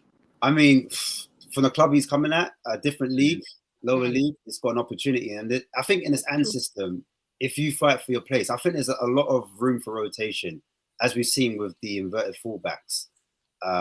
Even when we've seen with the eights, there's change. Do you know what I mean? The only thing we haven't really seen is the centre backs change too much, or the front three. And some people would argue that you shouldn't change that too much. You need to have some, stability and some cohesiveness and some familiarity so they can form partnerships and relationships. But it just really depends on, you don't want to run down your squad. I know it's one game a week, but at the same time, if you have healthy competition, and if we're getting beat on set pieces or corners, and you've got a tall centre back on your bench that can play in that position, and you give him a go in a cup and he just looks amazing, then I'm sorry, he's got to start. He's got to start. Do you know what I mean? Yeah, 100%. Ash, here's another scenario though, right? The good thing about bringing this guy in, right? If there's an injury to Udogie, please God, I hope not. I hope not. But if there was an injury to Udogie, right? He didn't mean it. He didn't mean it. He didn't mean it. Yeah, of course. Van der Ven, push him out to the left, and this guy comes in left centre back.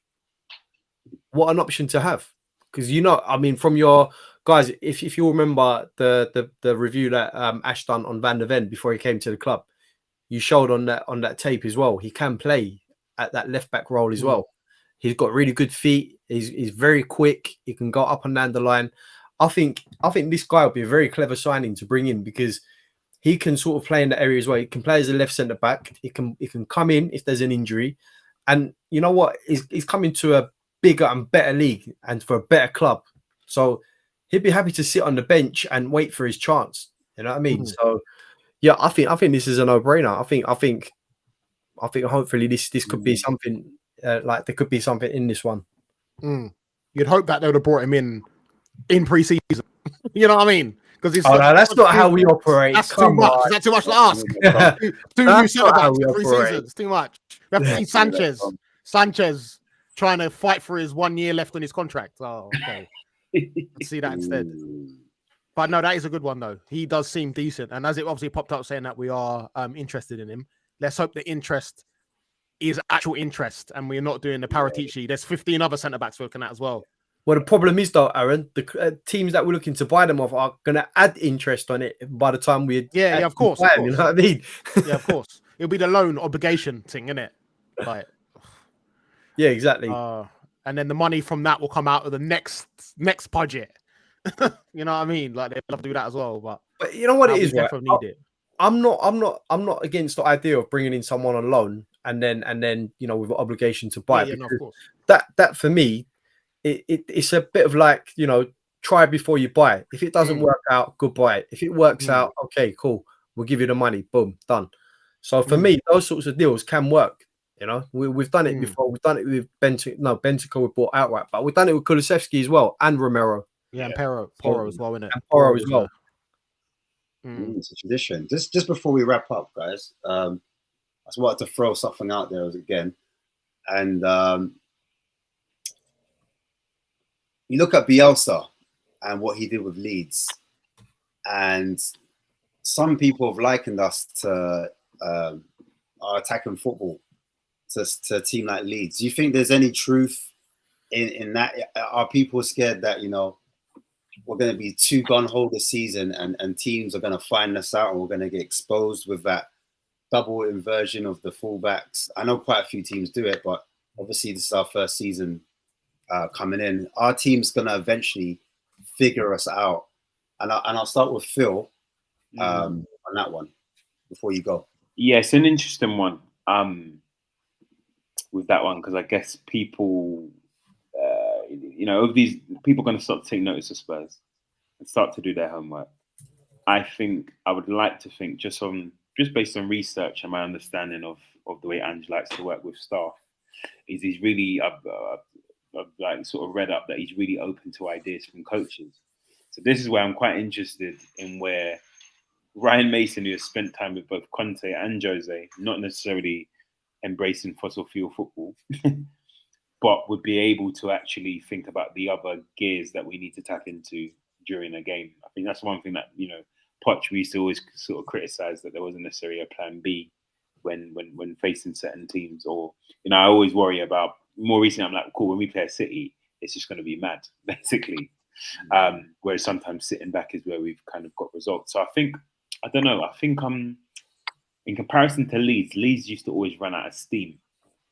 By half time, the players were absolutely blowing because they've given everything for the first 45 minutes, and then they just ran out of steam and then get picked off. Defensive line couldn't hold it, and then everyone would just score a load of goals. So I think I'd like to think that similar to the way that we actually managed and saw out the game against United, that there's some other gears in Ange's tactics. So I think we'll be okay. Sometimes we're going to get very tough results. Sometimes the defense is going to be off and we'll just get smacked up a couple of times.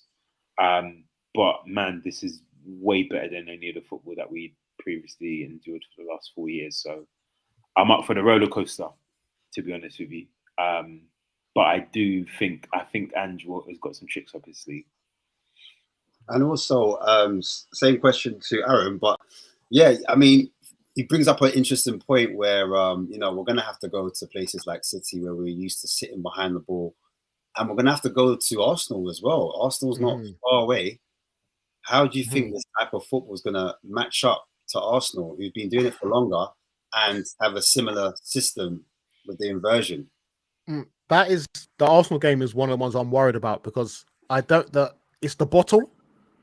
Because it doesn't matter what plan we go up against Arsenal, it's the bottle. The players are just finished. As soon as I get on the Emirates, they are finished. And I don't know what it is. Under Conte happened, under Newt, like every manager we've had, when it gets there, it doesn't matter if we can play 10 at the back. They just bottle it. Yeah. So it would be nice to see us actually go up against Arsenal for once, if we actually do it without bottling it. You know what I mean? Because when was the last time we actually went toe-to-toe with Arsenal? Like, actually properly toe-to-toe with them. It's been a long time. When we beat them 3-0, for the fourth spot, they done a whole thing of it on Spurs play. But I am worried because every time they talk to Ange, about, style of play, he always says, this is the only way I know how to play, mate. So I'm hoping that he has got a defensive style in him, just for the games where you need a defensive style, Do you think we saw it? Yeah, we saw a little bit of it, when he brought on Højbjerg and stuff like that against Man United. But the game was done then, if you know what I mean. The game was done. If that was 1-1, like it's hard to say. It's hard to say. I think out of all the games, the test is Arsenal. I would say, just to see if we do go gun-ho against them, whether Arsenal play the the 3 at the back, start pinging balls over the top. I'd like to see because we might dominate Arsenal. But he has to get the mentality in them. Yeah. Because a lot of the time, it doesn't matter how we play. It's whether the team bottles it. Because at the Emirates, at the Bridge, it doesn't matter the game plan. Even if we're all Spurs fans here, as soon as we up against Chelsea at the Bridge, what game plan? You're looking at it like, who's playing where? Like, the game plan's gone, bro. So if he can get a game plan in these games, then I'll know Ange is the real deal. But from what we've seen with every manager, there's not even a plan A at some of these places we go to. Like, the calamities that happen at the Bridge is you couldn't even write a book how bad some of I mean, so I just want to see that. I haven't seen this plan B yet. We've seen it when we're comfortable in the game, but I don't know what it's be like when we're obviously up against the cities, where they're constantly going and going and going and going and going. Are we doing the same? But yeah, it's a hard one to say. We just have to wait and see, really. I hope he has got a plan B. Surely he has, you know what I mean? From him being, at the best league in the world, surely he's got to have something for those type of games. But this is the first team in a long time where he is the underdog in a lot of the big games, in it. Because obviously at Celtic, they're expected to dominate the ball in every game they play. So it's interesting to see the Arsenal game and the Chelsea away. And also, last time we went to St. James's Park, we got slapped. Oh. And that was the first time we played the 4-3-3. Now we've got a younger team. I feel like we've got a lot of young kids, and you saw the nervousness as well against Man United at home as well in front of our own fans. We were making a few mistakes or a few teething problems happening when some of our centre backs were getting on the ball. Van de Ven was making mistakes. Even Romero was misplacing passes. Porro looked a bit nervy. We couldn't get it out of our own half at the start. Basuma wasn't receiving the ball too much. Maddison had to drop in at times just to receive the ball. We were all very narrow, in my opinion. We weren't very wide. We weren't expansive. We weren't confident. And we weren't being brave on the ball, because that's what it takes to win the game, mentality. As Aaron was alluding to, you need that kind of, minerals. But do you think that could be a problem going forward against someone like a Newcastle? Because right now they're looking at the team that's on fire. We're going to have to play them at some point. Do you think we can match them? And they've had obviously a longer time. They like to press a lot differently to Man United. I know Man United were aggressive in their press, but I feel like Newcastle's press are slightly different. Their triggers are different. They like to press in the middle. They know when to go. They're a bit more organized with it. They've got a better striker in Isak as well. He can finish his dinner, unlike Rashford. Is there any cause concern going into that type of game? Yeah, look, I think you hit the nail on the head. They're much more well drilled. They've been used to doing this now for a while. So their team is a more cohesive unit that have played with each other for longer. They've got an established back four. That midfield, they've brought in the likes of Tonali, who is, he's played for one of the best teams in Italy, in AC Milan. So he's a wonderful sort of complement to the midfield that they already have with Joe Linton and all them lot. So I think they're a much more seasoned team than us at the moment. And I think if we're looking at whether we're going to match them up and whether we're going to be able to compete with them and stuff, I think it's sort of asking too much too soon, because let's not forget, we've only played 2 games under Ange, okay? Yes, we've done well against Manchester United. I thought second half we was brilliant. And, in terms of the performances, the first half, we looked a bit sketchy. We looked a bit nervous on the ball. Sometimes it was sort of reverting back to that low to mid block, passing the ball back. They weren't being brave, like you said. So second half, they come out and they absolutely bossed it. So, we're going to have some teething problems along the way. But all the signs signs point to the fact that, Angie's going to tweak this. He's going to get it right at some point. But the fact that, we're picking up little wins and little results here and there so far, Brentford away, a point, I'll take that. United at home, 3 points, I'll take that. I think it's going to be a bit of a topsy-turvy season. We're going to have our downs. There's no doubt about that. But this season, I think Ange gets a free pass this season, because he's going to need a season to implement all this. He's going to need a season to bed the players in.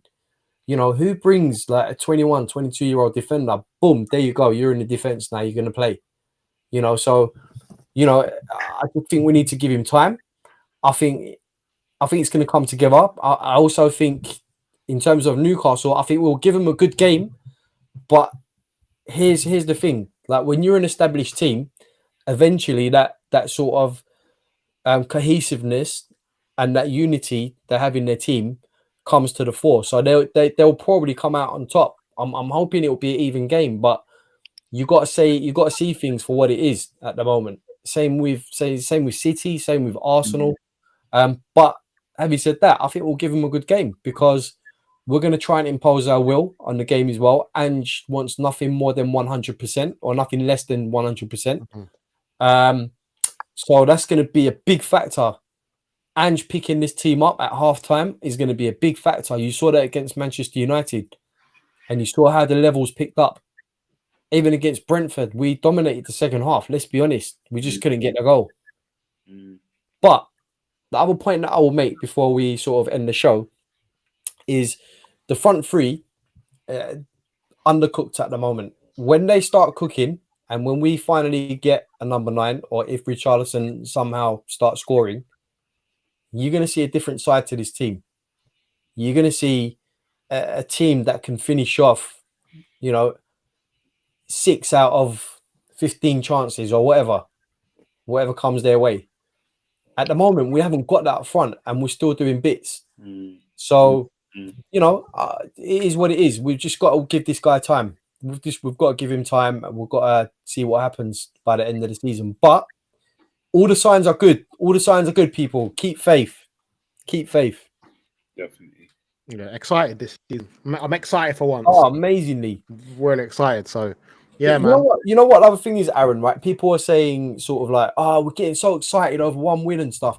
And I keep on saying to people, it's not about the win. It's about the way we're playing.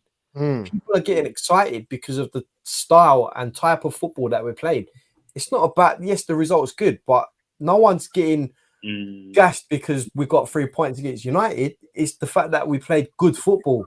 The fact that we're playing we're balling with the likes of Bissouma, Maddison, etc. Everyone's excited. That's what it is. So, I reckon if we still had Kane this season, we'd have done something. I don't want to say it like that. Let's I believe. I believe. We win the league. We did well. We did well. 1 hour 46. We did well. Harry Kane. He broke.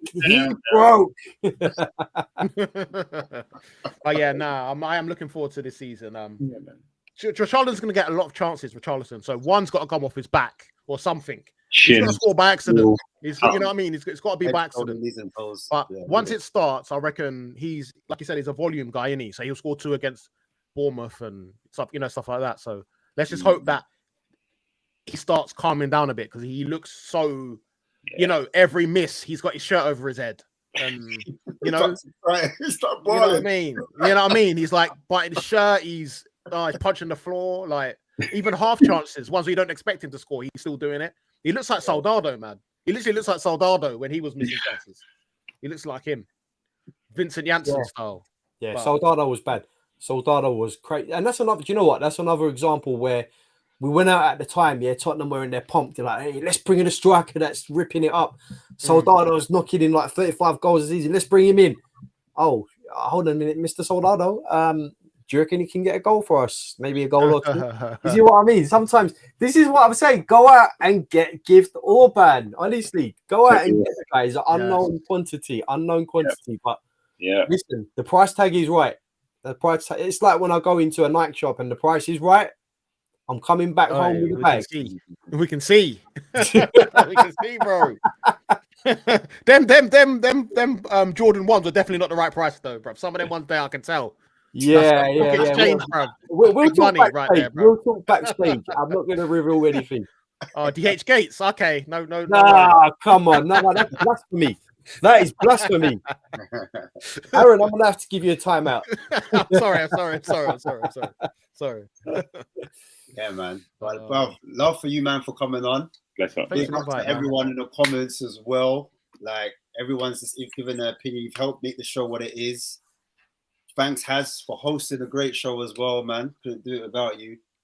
And yeah, man, next week, I'm about, but next week we're doing it different because tell them what it's about, Ash. Let everyone know what we're doing next week. So yeah, it's gonna be good. It's gonna be good. Next week we're switching it up a little piece. But we've got a match next week, haven't we, Haz? We've got a game next week. We've got a midweek game, so we're gonna do post-match on the midweek game, and has Spurs in the comments. He's gonna be hosting that, so check that out. Also, we've got a match reaction as well for this weekend. Obviously, we're playing Bournemouth, and Hass has taken that again. So should be good. And he also has got a preview show. The other has, so he's got a preview show. So we've got a lot going on. But the final Friday, I'm going to do a transfer special with Haz. We're gonna stay up late. We're gonna have popcorn, sleepover style, but in my own yard. Yeah, we don't do that. But yeah, it's gonna be fun. It's gonna be exciting. It's gonna be fireworks. It's gonna be fireworks. Listen, we're gonna be announcing those players next week. Let's not make Langley. any mistake, mate. Come on. Yeah, Langley. Yeah. That's Langley, nice. yeah, cool. Easy. With my holy water, fling at my screen. Yeah, man. I have one last question for you guys. What do you think the score's gonna be at the weekend? I said 3-1. I'm gonna stick by that. I said 3-1. You read my mind. I was gonna say 3-1 as well. 3-1. I got 2-1. 2-1. 2-1. Who's the standout? Basuma can't get free, can he? Surely not. He's got the free Pete. We've got to call him the free Pete. He can, but he might fall bad and give it to someone else. It might be Son's day. It might be Son's day. We'll see. Son. Yeah, it might be. Richarlison. Big shout. I'm going Richarlison. Yeah, oh, that's a bigger shout. I'm going Richarlison. Richie. Richie. R9. Needs to be. But yeah. We can only hope he turns into prime R9 or Adriano or a mix of the two because, listen, something's got to happen. Actually, look, your enthusiasm is I can't fault it, man. Honestly, if Richarlison comes out and puts in a man of the match display, I'm telling you now, if he puts a man of the match display, I'll give away one of my trainers. You ain't giving away none of them trainers, don't lie. Yeah, that's why I said I'll give it away as a man of the match. You know he's not going to do it. He's never doing it. You're going to be sweating when he scores that second, bro. I swear. I'm going to come looking for you. That's what's going to happen. Yeah, I'll take them white Jordan 1s, though. Yeah, right in the middle. I'll take those ones. Yeah, that's a good choice. That's a good choice.